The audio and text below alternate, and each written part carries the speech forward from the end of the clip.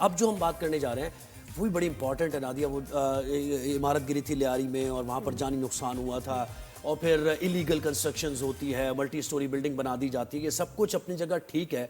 उसके बाद ज़रा मुतारिक हुई इंतज़ामिया और उन्होंने बिल्डिंग्स गिराने का फैसला किया, जो कि मखदूश इमारतें हैं, नाकाबिल रिहाइश इमारतें, उनको गिराने का फैसला किया। अब इसमें भी बात यह कि कराची में तो इतनी नाकाबिल रिहाइश इमारतें बन गई हैं क्योंकि कराची का मास्टर प्लान कोई नहीं है। हर जगह तो चाइना कटिंग के जरिए और वैसे भी तामीरात कर दी जाती हैं, अप्रूवल्स भी जाली ले लिए जाते हैं, लोग बेचारे अपनी जगह पूंजी लगाए थे और वहाँ रहना शुरू कर देते हैं। लेकिन अब जब ये मसला उठा है तो इसमें तो हज़ारों की तादाद में लोग मुतासर हो रहे हैं। 588 के करीब टोटल इमारतें हैं जो मखदूश हैं और जिनको गिराया जाएगा। लोगों से जुड़ा हुआ ये मामला हमें ज्वाइन किया है सैयद उस्मान ने, जो कि मेंबर प्रोविंशियल असेंबली एमक्यूएम से ताल्लुक़ है और असेंबली में भी उन्होंने बात की है इससे मुताल्लिक़। अच्छा, हमें सिंध गवर्नमेंट के तर्जुमान सुखदेव साहब ने भी ज्वाइन किया, उनको वेलकम करते हैं। और कुछ ही देर में vice president cantonment board Mir Bilal Ahmad साहब भी हमें ज्वाइन कर लेंगे। आपको वेलकम करते हैं शो पर। सबसे पहले गवर्नमेंट से ही आगाज़ करते हैं गुफ्तगू का। सुखदेव साहब, मुझे ये बताइए कि ठीक है, उसूली तौर पर तो सब इससे अग्री करेंगे कि मखदूश इमारतों को गिरा देना चाहिए और लोगों को सेफ जगह मुंतकिल करना चाहिए, लेकिन देखिए प्लान का एक हिस्सा है, इस पर तो अमल दरामद हो रहा है, लेकिन उसके आगे क्या करना है, लोग कहाँ जाएंगे, डिस्प्लेस हो जाएंगे, उनके लिए क्या प्लानिंग है, इस पर बड़े तहफ़्फ़ुज़ात हैं और सवालात हैं। तो इसको लेकर क्या किया गया? जी, अस्सलाम वालेकुम, good morning, thank you for having me on your show. बिल्कुल आपकी बात जायज़ है, सही है। इस पे सिंध गवर्नमेंट एक नहीं 3 से 4 जो है एस्पेक्ट्स में काम कर रही है, बिल्डिंगों के हवाले से और उसके साथ रिहेबिलिटेशन के हवाले से। जो एडहॉक बेसिस पे आप कह लें, एसओएस बेसिस पे जो अडॉप्ट की गई ये पॉलिसी, जो मकानात, जो घर, जो फ्लैट खाली कराए जा रहे हैं उनको सो फार 3 महीने का किराया दिया जा रहा है पर मंथ 30,000। ये एक है टेम्पररी बेसिस पे। दूसरा, जब तक ताकि फुल एक मैकेनिज्म आ जाए प्रॉपर, जिसमें हमने 3 से 4 स्टेक होल्डर्स को इन्वॉल्व किया। एक आपका आबाद हो गया, दूसरा पाकिस्तान इंजीनियरिंग काउंसिल हो गया, तीसरा जो आपका है Pakistan council for architects and town planning. उसके साथ साथ जो भी स्टेक होल्डर्स की एक कमेटी बना दी गई है। चीफ मिनिस्टर ने उसमें कहा कि आप एक ऐसा कोई मुस्बत प्लान ले आए विद इन 60 डेज, ताकि जिसमें कानून में अगर कोई अमेंडमेंट की ज़रूरत हो, पॉलिसी की ज़रूरत हो, उस हिसाब से उसको अपडेट कर लें, ताकि लोग जो उनको रिहेबिलिटेट करना है, क्योंकि किराया तो हमने उनको दिया 3 महीने का, 3 महीने बाद ही कहाँ जाएंगे। किराया भी हमने एक एवरेज बेस निकाल के दिया कि जी ठीक है, कराची में एवरेज किराया आप कह लें एक कमरे का, 2 कमरे के मकान का 30,000 होता है, उस हिसाब से हमने उनको 90,000 दिए हैं 3 महीने के हवाले से। तो वो उस पे काम चल रहा है। I think it will take some more time. अच्छा सर, ये तो जिन्होंने रेंट किया, लेकिन जिनकी जो ओनर्स हैं इन अपार्टमेंट्स के, क्योंकि बिल्डर ने इनको बेचा होगा। जी जी, उनके साथ यू आर राइट। हमने जो इस लेंथी प्रोसेस में गए, हम इसीलिए गए हैं कि जो घर में या मकानात होते हैं, इसमें 3 कैटेगरीज के लोग हैं। एक तो जो ऑनर्स होते हैं जो प्रॉपर्टी के, दूसरे जो किराएदार होते हैं, तीसरे जो एक आजकल हमारे पास अनफॉर्चुनेटली कराची में एक चल रहा है पगड़ी सिस्टम। पगड़ी सिस्टम में ना आप ओनर होते हैं ना आप किराएदार होते हैं, आपने एक लमसम अमाउंट दे दिया होता है कि जब आप लमसम अमाउंट दे दे, उस पगड़ी आप कह लें या हवाला कह लें, उसके बेसिस पे लोग रह रहे होते। जैसे बिलियारी में बिल्डिंग कोलैप्स हुई थी तो उस पे भी काफी पगड़ी के लोग रह रहे थे, तो हमने उसको भी इनकॉर्पोरेट किया उस चीज को कि हम जो मैकेनिज्म बनाएंगे तो इन 3 कैटेगरीज को हम रिहेबिलिटेट किस तरह से करेंगे। तो सब स्टेक होल्डर्स को ऑन बोर्ड ले गए। इसमें थोड़ा देखिए ना, जो बिल्डिंग गिरी थी लियारी में, it was a wake up call. नहीं, वो वेकअप कॉल तो थी, इससे हम गुफ्तगू को आगे जरूर बढ़ाएंगे, लेकिन करेंगे वाली बात, क्योंकि इस वक्त तो इमारतें गिरना शुरू हो जाएंगी, ज़ाहिर within a week time आप इमारतें गिरा, लेकिन ये कि उसमें प्लान नहीं। अच्छा, एक सेकंड, मैं जरा शामिल गुफ्तगू करना है मुझे उस्मान भाई को। उस्मान साहब ने असेंबली में खिताब किया है और इसी मसले की निशानदेही की और कितना कॉम्प्लेक्स और कितना सीरियस ये प्रॉब्लम है। पहले वो सुन लेते हैं थोड़ा सा और उसके बाद आपकी तरफ बढ़ेंगे। सुनाइए सर। PS 100 गुलिस्तान जौहर। सर 16 जुलाई को, अगर मिनिस्टर साहब मेरी बात सुन रहे हैं तो थोड़ा सुन ले, मालूमात मुझे पता है सारी है उनको, थोड़ी सी मैं भी मालूमात में इजाफा करूंगा इनकी। मेरे पास सर एक फैसल कैंटोनमेंट का नोटिस आता है मेरे हल्के में। सर मेरे हल्के की आबादी 4.5 लाख है और सर उसमें से 62 में से 42 इमारतें PS 100 गुलिस्तान जौहर की निकल आती हैं, हाई राइज। सर ये 42 इमारतें कहने को तो हैं, लेकिन अगर मैं आपको इसके नंबर बताऊं ना कि 42 इमारतों में जो नंबर ऑफ अपार्टमेंट हैं वो सर 16,000 है, 16,000, जिसकी आबादी जो बनती है वो 80,000 आबादी बनती है। गुलिस्तान जौहर में रातों रात एक नोटिस दे दिया जाता है और उसमें बाकायदा तौर पर यह लिखा जाता है कि अगर ये बिल्डिंगें गिरी तो इसकी जिम्मेदार हुकूमत नहीं होगी, फैसल कैंटोनमेंट नहीं होगी, इसके जिम्मेदार वहां का बिल्डर जो कि 20-20 साल पहले बिल्डर भाग चुके हैं, उसकी एसोसिएशन और वहां के रिहाइश पजीर होंगे। ये तो बड़ी खतरनाक उस्मान साहब बात है। और फिर मुझे जवाब नहीं मिला अनफॉर्चुनेटली कि जो ओनर है जिसने लाखों की इन्वेस्टमेंट की और ये अपार्टमेंट जब भी खरीदे और उसका घर चलता है इसके रेंट से होगा, उसका तो 30,000 से कुछ नहीं होने लगा ना। ये तो जो लॉज है वो हैं, और कहा जाता है कि जब आप कोई बिल्डिंग डिमोलिश कर रहे हैं तो आपको उस यूनिट की जो करंट वैल्यू है वो देनी है, ओनर को बाय आउट करना है या कहीं उसको और क्योंकि कहीं लेना है ना उसने घर, वो सड़क पे नहीं रहेगा ना। ओनर को कॉम्पनसेट और उस वैल्यू पे जो उस अपार्टमेंट की वैल्यू है, या कहीं और उसको आप जो है किसी और उसके प्रोजेक्ट में अपार्टमेंट दें। लेकिन इस तरह नहीं हो सकता कि छोड़ दिया या कॉम्पनसेट किया 4 महीने। जी उस्मान कहिएगा जरा, आपने ओनर का क्या होगा? जी जी जी, आवाज आ रही है? जी जी बिल्कुल आ रही है, बिल्कुल आ रही है। इज्जत बख्शी और मॉर्निंग शो हेलो जी, आवाज नहीं आ रही? आवाज आ रही है? जी जी बिल्कुल आ रही है। बहुत बहुत शुक्रिया, आपने मुझे इज्जत बख्शी और आपने मुझे इस प्रोग्राम में मदद की। देखिए, ये अगर मैं कराची की बात करूं, मैं आपको नंबर बताना चाहता हूं। 15 जुलाई को 740 बिल्डिंग्स का जो है वो जो COR जो नोटिफिकेशन निकलता है सिंध बिल्डिंग कंट्रोल अथॉरिटी की तरफ से, वो 740 बिल्डिंग्स का निकलता है across the 7 districts of Karachi. 740 buildings में COR डिसाइड करके वो जो मेन 3 डिवाइड किया जाता है कैटेगरी, माइनर, मेजर और डेंजरस बिल्डिंग्स। इसमें से डेंजरस बिल्डिंग जो है वो 500 से ज्यादा। अच्छा, इसके साथ कैंटोनमेंट का जो फैसल कैंटोनमेंट का एरिया, उसमें 62 बिल्डिंग्स को जो है वो जो नोटिस किया जाता है, 62 बिल्डिंग्स को, जिसमें से 42 बिल्डिंग्स गुलिस्तान जौहर की हैं। देखिए, अभी जो हम बात कर रहे थे, आपने जो है वो असेंबली की क्लिप में चला दी है, जिसके ऊपर जो है वो मैंने जुम्मे को पॉइंट ऑफ ऑर्डर पे बात की थी, और उसके ऊपर मैंने ये सिंध हुकूमत से मुतालबा किया था कि भाई आप स्पेशल पार्लिमानी कमेटी जो है वो फॉर्म करें जो कि सुपरवाइज कर सके, क्योंकि ये पब्लिक मैटर है, इसमें पब्लिक नुमाइंदगी बहुत ज्यादा जरूरी है। अच्छा, होता क्या है, अब ये जो बिल्डिंग जो आज से जो है वो जो 26 दिन पहले 4 तारीख को जो लियारी में ये सानिया पेश आया है, जिसमें 70 इसमें माइनॉरिटी के लोग शामिल थे। आपको पता है कि ये पाकिस्तान में हमारी माइनॉरिटी के लोग जो है वो बहुत। अच्छा, हमारा होता हम करते क्या है, हम जब जो है वो सैलाब आता है तो उसके लिए तो हम बजट से पहले से पैसे रखते हैं कि मैं जो है वो मिसाल असेंबली में भी दे सकता हूँ, दे चुका हूँ कि हम जनाजे से पहले कफन हैं।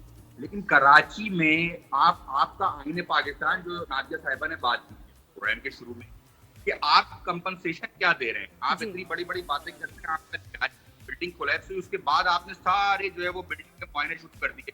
भाई 18 साल से जो है वो आपकी जो है वो हुकूमत है सूबे के अंदर, किसी को मिलाए बगैर आपके पास एब्सोल्यूट पावर है। इससे पहले क्यों नहीं सर हुए? अगर सर वो हो चुके जो है वो इतना पब्लिक जो है वो क्यों नहीं किया गया, उसकी जो है बस उसका सेंस प्रिवेल क्यों नहीं किया गया? मैं गुलिस्तान जौहर की बात बता रहा हूँ, जो प्रॉपर्टी की बात है ना, मैं आपको मैंने जो है ना इसके ऊपर पूरी वर्किंग कितने लोग मुझे बता, हाँ जी वर्किंग अपनी बताइए जल्दी, क्योंकि वक्त भी हमारे पास कम है, हम थोड़ा जल्दी से इसको अहाता करेंगे। 98% वो लोग रहते हैं यहाँ पे जिनके पास इस प्रॉपर्टी के अलावा कोई प्रॉपर्टी नहीं। सही है। और ये प्रॉपर्टी उनको कोई हुकूमत ने नहीं दी, उनको कोई किसी ने प्राइवेट बिल्डर ने जो है वो तोहफे में नहीं दी, उनका कोई किसी जो है वो कोई प्रोग्राम में जो है वो प्लॉट खुद खरीदिया उन्होंने, अपनी सारे मेहनत की कमाई से खरीदिया। बिल्कुल ऐसे जी से वो फ्लैट। सुन लीजिए बात, अगर आपने प्रोग्राम मिले तो थोड़ा कीजिए ना कीजिए, ये बड़ा जो है वो क्रिटिकल इशू है। मेरे हल्के में 80,000 लोगों का इशू है, पूरे कराची में जो है वो 3 लाख का इशू। बिल्कुल, तो थोड़ा सा सुन लीजिए। जी जी जी अगर तो फिर मधु ना किए करें, ये बड़ा क्रिटिकल इशू है। ये इशू है, ये सिंध हुकूमत को हमने जो है वो पार्लियामानी कमेटी फॉर्म करने का था दिन के अंदर, और बाकायदा नोटिफिकेशंस में ये हुकूमत जो है वो लिखती है, क्या लिखती है कि अगर कोई बिल्डिंग गिरती है तो हुकूमत जिम्मेदार नहीं है। ये लियारी के इंसिडेंट के बाद भाई कौन सी दुनिया में ये हुकूमत है, कौन सा कानून कहता है, कौन सा लॉ कहता है कि अगर कोई भी हादसा होता है उसकी हुकूमत जिम्मेदार नहीं होती? आपने बिल्डिंग की परमिशन दी होगी, अगर बिल्डिंग की परमिशन नहीं दी होगी तो आपके अफसरान मिले हुए होंगे, तो वो अफसरान की तरह अभी भी आपने जो है वो कमीशन उस्मान साहब हमारे साथ ही रहिए। मैं आवाज का भी जरा इशू आ रहा है, इसलिए मैं चाह रहा था इसमें कि कुछ दोबारा ऐड आपको करना कनेक्ट अगर आप करेंगे। allow बिलाल साहब ने मैं ज्वाइन किया, बिलाल साहब कुछ देर बाद ज्वाइन किया। अच्छा सुखदेव साहब, ये तो बड़ा इंपॉर्टेंट पॉइंट है ना कि ये जो नोटिस आपने दिए हैं, परमिशन एक में नोटिस- ऐड एक करना सेकंड। चाहूंगा। इन्होंने बात की माइनॉरिटी की। नहीं देखिए जी, वो तो हम इनकी- करेंगे बात। पहले हम ये बात कर लें कि जो नोटिस आपने दिया है, इस नोटिस में आप कह रहे हैं कि गवर्नमेंट भी जिम्मेदार नहीं है, कैंटोनमेंट भी जिम्मेदार नहीं है, बिल्डर जिम्मेदार है। तो मुझे बताएं कि जिनको आइडेंटिफाई किया है इमारतों को, आपने उनके बिल्डर्स को भी आइडेंटिफाई किया है या उनके साथ उनको कोई हिरासत में आपने लिया? किया है। अगर आप चाहें तो मैं भी आपको स्टैट्स बता दूं। स्टैट्स मेरे हाथ में। इन्होंने जो कहा कि कंपनसेशन नहीं मिलेगा ऑनर्स को, ये बिल्कुल गलत बात की इन्होंने। चाइना कटिंग की बात करते हैं, चाइना कटिंग एमक्यूएम ने की, किसी से बात ढकी छुपी नहीं है। मैं आपके मॉर्निंग शो में सियासत नहीं करना चाह रहा, क्योंकि हम क्रिटिकल इशू पे बात कर रहे हैं, तो मैं उस रुख की तरफ नहीं जा रहा। और मैं ये भी रिक्वेस्ट करूंगा, इनको बोले एक नेचुरल सानिया था, इसको मजहबी रंग ना दे। मैं भी हिंदू हूं, मैं भी माइनॉरिटी से बिलोंग करता हूँ, इसको आप मजहबी रंग दे दें कि माइनॉरिटी के लोग रह रहे थे वहां पे। इनको बोले इस तरह की सियासत ना करे। जब इनकी लसानी सियासत नहीं बिकती तो फिर हाँ, इशू पे रहे, बिल्कुल सही इशू पे सर, ये रहे। आपको क्या थोड़ा सा बताएं कि फिर आप ओनर्स को क्या कॉम्पनसेशन दे रहे हैं? ऑनर्स को कंपनसेशन मिलेगा। बिल्डर्स जो आइडेंटिफाई हुए हैं उनको इन्फोर्स करके उन्हीं से कंपनसेशन लेके ऑनर्स को, किराएदारों को जो या पगड़ी पे जो ले रहे थे 3-4 कैटेगरीज, उनको दिया जाएगा। In case the builder has passed away, जो वहां पे प्लॉट होगा उसी को जो है सेल करके या उसी के ऊपर कोई ना कोई कंपनसेशन मैकेनिज्म बना के उनको कंपनसेट किया जाएगा, जो भी ऑक्यूपेंट्स थे वहां पे। पहली बात। दूसरी बात, आपको भी गवर्नमेंट को अप्रिशिएट करना चाहिए था। इट्स बिन अ मंथ, आपने गवर्नमेंट का प्रोएक्टिव रिएक्शन देखा है। ये कराची का इशू नहीं है, ये पूरे सिंध का इशू है। पूरे सिंध में, लाड़काना में, सखर में, नवाबशाह में, मीरपुर खास में, हैदराबाद में सिमिलर इशू है। ये अभी से नहीं है, 1970s की बिल्डिंग्स बनी हुई है, 80s की बिल्डिंग्स बनी है। ये तो इदारों से मिलके ही हुआ है ना सर, तमाम इदारों से मिलके इस तरह की बिल्डिंग्स बनी है ना, हमने देखा है सारे चीजें। मुझे बताएं कि इसकी डेडलाइन क्या है, इसकी डेड, ये जो कॉम्पनसेशन आप कह रहे हैं कि बिल्डर के से और उसके बाद ही डिमोलिश होंगी ना, कॉम्पनसेशन के बाद? जी, कॉम्पनसेशन की डेडलाइन अभी पॉलिसी इन मैकेनिज्म है। 3 से 4 स्टेक होल्डर्स, यानी मैंने आपको अर्ज किया, Pakistan engineering council, Pakistan council of architects और जो है ये आपका आबाद, उसके साथ जो भी एनईडी यूनिवर्सिटी, ये सब स्टेक होल्डर्स को हमने जमा किया इसी चीज के लिए कि एक किस तरह का मैकेनिज्म बना सकते हैं। तो तब तक आप गिराएंगे नहीं इमारत, तब तक इमारत नहीं गिरेगी जब तक ये मैकेनिज्म बन नहीं जाता? नहीं, इमारतें गिर गई हैं। आपको मैं स्टैट्स दे देता हूँ। ये जो हम मेरे सामने स्टैट्स पड़े, 2, एक तो इलीगल और अनऑथराइज्ड कंस्ट्रक्शन के हवाले से, दूसरे डेंजरस बिल्डिंग्स के हवाले से 180 डेंजरस बिल्डिंग्स आइडेंटिफाई की गई है पूरे सिंध में, जिसमें से 87 में से लोगों को इवैक्यूएट किया गया बिल्डिंगों में से, 70 बिल्डिंगों को सील किया गया है, 30 बिल्डिंगों के ऑक्यूपेंट्स को नोटिस इशू किए गए। जो डिमोलिश हमने ऑनर से करवाई है, वो 9 बिल्डिंग्स हैं, 3 बिल्डिंग्स को हमने खुद कॉम्पनसेशन का प्लान नहीं बना तो डिमोलिश एकदम हो गई। ये क्यों भाई? पूरी फैमिली होती है ना, पूरी फैमिली मुतासिर अच्छा, होती है, मैं कहाँ जाएंगे? मुझे पहले बता देते तो ताकि वो भी ऑन बोर्ड होते कि ठीक है, तसल्ली है। मैं जवाब दे दूं उसका। जी, इसको ये ना समझिए कि इनसेंसिटिव जवाब दे रहा हूँ, बट लोगों को बिल्डिंग से हयात निकालना बेहतर है बनस्बत उसकी हम जब लाश निकाले। जैसे ये तो देखे, सानिया हुआ, हम नहीं चाहते कि इसको ऐसा कोई दोबारा वाकया। वो जिम्मेदार कहाँ है सर? मुझे बताएं कि जिसने अपनी जगह पूंजी लगा दी और एक अपार्टमेंट ले लिया, पूरी जिंदगी काम करने के बाद, वो जिम्मेदार कहाँ है? उनको आपने पकड़ा भी, अकाउंटेबल बनाया है कि जिन्होंने ये बताया उसको कि यार ये लीगल है बाय ऑल मींस, या फिर ये सही कंस्ट्रक्शन है? 11 एसबीसीए के ऑफिसर्स के ऊपर एफआईआर हो चुकी है। More than 100 are under inquiry. Builders के ऊपर भी एफआईआर हो चुकी है। अक्रॉस द सिंध जो है इस पे काम हो रहा है, जिसमें मैंने अर्ज किया आपको 3 बिल्डिंगें एसपीसीए ने कराची में गिराई हैं, 7 सिंध के अंदर गिराई हैं, 178 आइडेंटिफाई हो गई है, 180 को नोटिस चला गया। ये सब कराची तक महदूद नहीं है। और जो 588 बिल्डिंग्स कराची में, उनका रीसर्वे करवाया जा रहा है अलॉन्ग विद एनईडी यूनिवर्सिटी, कि उसको गिराए बगैर उसको अगर हम रिहेबिलिटेट कर सकते हैं, उसी स्ट्रक्चर को बचा के, उसी को गवर्नमेंट खर्चा करके उसी को अगर बचा सकती है, उसकी लाइफ प्रोलॉन्ग कर सकती है, तो वो भी ऑलरेडी प्रोसेस अंडर में है। लाजमी नहीं कि हम हर बिल्डिंग को जो है डिमोलिश करें, काफी बिल्डिंगों को रिहेबिलिटेट सुखदेव साहब हमारे साथ ही रही इस वक्त। कैंटोनमेंट बोर्ड में भी सारे नोटिस, और वो गुलिस्तान जौहर का जो बताया उस्मान साहब ने हमें ज्वाइन किया है, मीर बिलाल अहमद साहब ने। मीर साहब मुझे बताएं कि कैंटोनमेंट में नोटिस आपने दिए हैं बिल्डिंग्स को, और आपने कहा हमारी कोई जिम्मेदारी भी नहीं है, जो लोग रोड पे आ जाएंगे वो फिर आ जाएंगे, बिल्डर को देखा जाएगा, बिल्डर कौन है, कहाँ है, उससे पैसे कब रिकवर होंगे, नाम भी नहीं आ रहे हैं, लोगों को पैसे कहाँ मिलेंगे, कैंटोनमेंट का टैक्स वो दे रहे होते हैं साल साल। तो ये कैसे मामला चलेंगे आगे? बिलाल भाई आपने कुछ सोचा? बिस्मिल्लाहिर्रहमानिर्रहीम। बहुत बहुत शुक्रिया जोहेब भाई और नादिया, आपका अपने चैनल में मदद किया। अच्छा जी, सबसे पहले तो मैं गुजारिश करूंगा हमारे तमाम स्टेक होल्डर्स से कि इस इशू के ऊपर जो है वो सियासत से कम लोगों के साथ मामला ज़्यादा फराहम करें। और बहुत सारे लोग ऐसे हैं जो कि स्ट्रक्चरल इंजीनियर की कंपनीज जो है वो फर्म्स ढूंढ रहे हैं, उनकी उसमें मामला फराहम करें। देखिए, मसला दरअसल ऐसा है कि ये बेसिकली लोगों ने इस पे ये समझ लिया है कि अल्लाह माफ़ करे, मतलब कैंटोनमेंट ने नोटिस दे दी हैं और कल जो है कैंटोनमेंट आ रहा है बिल्डिंग गिराने पे। देखिए, मैं सबसे पहले तो एक अवामी नुमाइंदे की हैसियत भी रखता हूँ और बिल्कुल वो बात करूँगा जो कि फैक्चुअल बात है, जो कि इदारे से पूरी डिटेल लेकर इदारे ने आया ऐसा क्यों किया।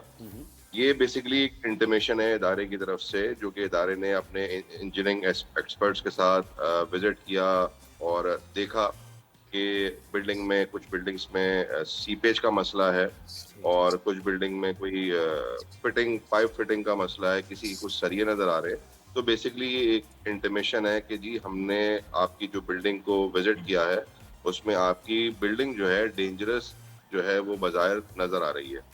तो इसमें लोगों को बताया यह गया है कि आप जाएं और इंजीनियरिंग फर्म, कोई ऐसी स्ट्रक्चरल इंजीनियरिंग फर्म उनको जो है वो हायर करें और उनसे अपनी पूरी बिल्डिंग का विजिट कराएं, उनसे पूरी रिपोर्ट बनवा के हमें सबमिट कराएं। ठीक है। अच्छा, उसमें से बहुत सारे ऐसे अपार्टमेंट्स हैं जो कि मैं गुलिस्तान जौहर का जो अगर इदादे आपको पेश करूं तो उसमें फैसल कैंट की हदूद का, उसमें बेसिकली 62 जो है वो टोटल स्टोरीज है, जिसमें से 42 जो कमर्शियल बिल्डिंग्स हैं, उसके अलावा 19 जो है वो हाउसेज हैं। इनमें से 42 में से बहुत सारी ऐसी बिल्डिंग है जिनको हम ऑलरेडी 3-4 सालों से नोटिस देते आ रहे हैं।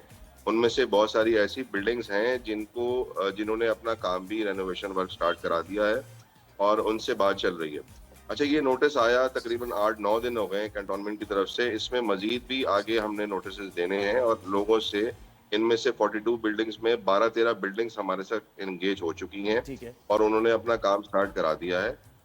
इसमें से कुछ ऐसी बिल्डिंग्स हैं जो कि बिल्कुल ही सबकदोश हैं, उनके हवाले से भी बात चल रही है। बिल्कुल भी ऐसा नहीं है कि जी कैंटोनमेंट जो है वो लोगों को घरों से निकाल के जो है वो खड़ा करने के मूड में है या कोई ऐसी बात। ये एक इशू ऐसा है जिसपे मैं समझता हूँ कि लोगों की मावनत फराहम करनी चाहिए, ना कि इस पे कोई उस्मान साहब, सियासत तो की ये तो जाए। बड़ी रीजनेबल उन्होंने बात की है कि ठीक है, अगर इमारत इस ऐसी हालत है कि उसकी मेंटेनेंस होनी चाहिए तो आप जाएं और कोई फर्म हायर करके उसकी मेंटेनेंस करवाएं। जो इंतजामिया है उस अपार्टमेंट की, अगर किसी अपार्टमेंट की हम बात कर रहे हैं तो ये तो कोई बात इतनी ऑब्जेक्शनेबल नहीं है। और उन्होंने ये नहीं कहा कि बस इस तारीख को हम जाके बिल्डिंग गिरा देंगे। तो आप इस पर क्या कहेंगे? मैं जो पहले जो है वो आपकी बात पे जवाब दे देता हूँ।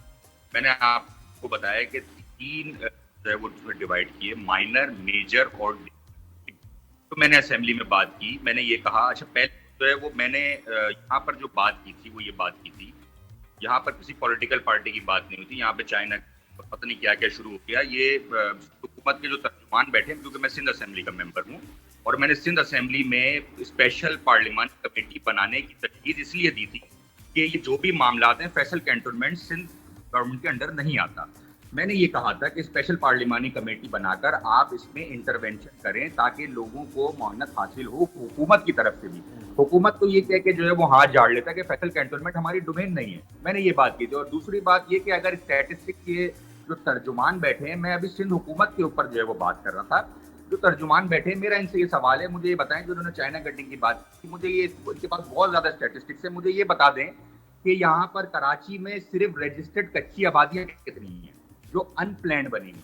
जो अनप्लैन्ड बनी हुई, मेरा एक सवाल है, अगर वो मौजूद है तो मुझे जरा बता दें वो कितनी कच्ची आबादियां यहाँ पे अनप्लैन्ड जो रजिस्टर्ड है। मैं अभी उनकी बात नहीं कर रहा कि हजारों गोट जो रेवेन्यू के अंडर है, गोटाबाद, जो अनप्लैन्ड बने हुए, और कराची के अंदर 500, मैं ही बता देता हूँ, 582 कच्ची आबादीज हैं जो कि नोटिफाइड है। 582 कच्ची आबादीज हैं जिसमें जो है वो लाखों लोग रह रहे हैं जो अनप्लैन्ड बनी हुई है। क्यों भाई? फिर अगर आप एमकेएम की चाइना कटिंग की बात करते हैं तो पीपल्स पार्टी ने जो वोट आबाद किए हैं हजारों की तादाद में, लाखों की तादाद में, हम उसके ऊपर बात नहीं करना चाहते क्योंकि वो भी हमारे लोग हैं। लेकिन अगर यहाँ पर पॉलिटिक्स हो रही है तो फिर जो है वो पॉलिटिक्स जो है वो नहीं करनी चाहिए।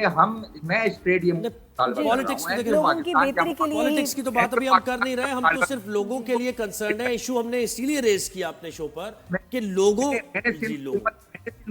क्या मुतालबा किया, आपने पूरी असेंबली की मेरी जो है वो जो स्पीच सुनी होगी, मैंने सिंध हुकूमत से ये मुतालबा किया कि लोग अगर पानी भी खरीद के पी रहे हैं, आप पानी देने में नाकाम है, आप तालीम देने में कराची में नाकाम है, आप सेहत दवा देने में नाकाम है, तो अब बिल्डिंग के जो नोटिस आ रहे हैं उसमें जो है वो अब स्ट्रक्चरल इंजीनियर भी जो लोग जो है वो अपना हायर करें, लोग फ्लैट भी खुद चले। भाई आपने घर खुद दिए हो, जैसे आप सिंध में कहते हैं कि हम 21 लाख घर बना रहे हैं, तो कराची में तो आप लोगों का अभी आपने खुद सवाल किया कि इनके पास कोई प्लान मौजूद नहीं है, जो बिल्डिंग खाली करा रहे हैं इनके पास कोई भी प्लान मौजूद नहीं है। और कैंटोनमेंट के बस ये सुखदेव साहब ये प्लान ना आप जल्दी रिवील करें। अच्छा एक सेकंड सुखदेव भाई, जरा आपसे मैं बात करना चाह रही थी कि ये जो हमारी गलतियां हैं, जो मसले मसाइल है ना, अब नई जनरेशन ने भुगतना है सब, तो थोड़ा सा ना अब काम सॉलिड और सही होना चाहिए। आप उस जगह बैठे हैं और भाई हजरात भी हमारे बैठे हैं, तो थोड़ा सा चीजें ठीक हो। अब जो इसके ऊपर बिल्डिंग्स बने ना, एक तो एक इंश्योरेंस मस्ट होनी चाहिए।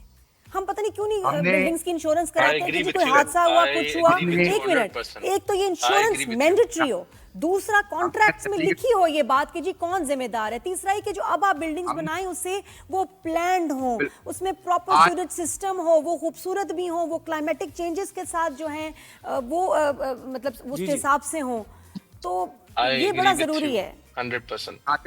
आई एग्री विथ यू 100%। ये जो बिल्डिंग्स बनी हुई हैं, जो डेंजरस स्ट्रक्चर्स हैं, ये पीपल्स पार्टी के दौर में नहीं बनी। ये जब कराची बिल्डिंग अथॉरिटी होती थी, एसपीसी से पहले किसके अंडर थी, क्या था, 1970s 80s 90s की बिल्डिंग्स बनी हुई हैं जो आज डेंजरस स्ट्रक्चर्स हुई हैं। ऐसे नहीं कि पीपल्स पार्टी की कोई कुताही थी या क्या कोई ऐसा था। आई एग्री विथ यू, इसको एनवायरमेंटली जो है सस्टेनेबल होना चाहिए, गिवन दैट कराची आपका साइसेमिक जोन में आता है, जलजले की झटके आपके सबसे ज्यादा यहाँ पे है, नमी का इशू आपका सबसे ज्यादा यहाँ पे, सॉइल इरोजन का इशू आपका सबसे ज्यादा यहाँ पे। I agree with you completely. और आप इसको ना आप इसको ऑक्शन कर दें लैंड को, और जो नया बिल्डर है उसको अगर आप फ्लोर ज्यादा दे दें उसका फायदा भी हो जाएगा। जिन जो दूसरे ओनर्स हैं पुराने, उनको कॉम्पनसेशन मिल गई, उनको यूनिट्स मिल गए, फ्लोर्स बढ़ा के उसको प्रॉफिट हो जाएगा नए बिल्डर को। Why not? टाइम अभी तो मसला है कि इस मसले से जूझना है। भाई मुझसे पूछिए, मैं भी आपको बहुत सोल्यूशन दे सकती हूं। सुखदेव साहब, अभी तो ये मसला, इस मसले से मुझे बताएं कि ये प्लानिंग कब तक खत्म हो जाएगी, क्लैरिटी कब आएगी कि अगर हमारा किसी जिसका अपार्टमेंट है या घर है, उससे अगर ये पता चल जाए कि हाँ ये गिर रहा है, मेरी बेहतरी के लिए मुझे 1 महीने बाद जितनी मेरी मालियत थी उसको पैसे मिल जाएंगे, मैं कहीं और ले लूंगा, ये पॉलिसी कब आ जाएगी?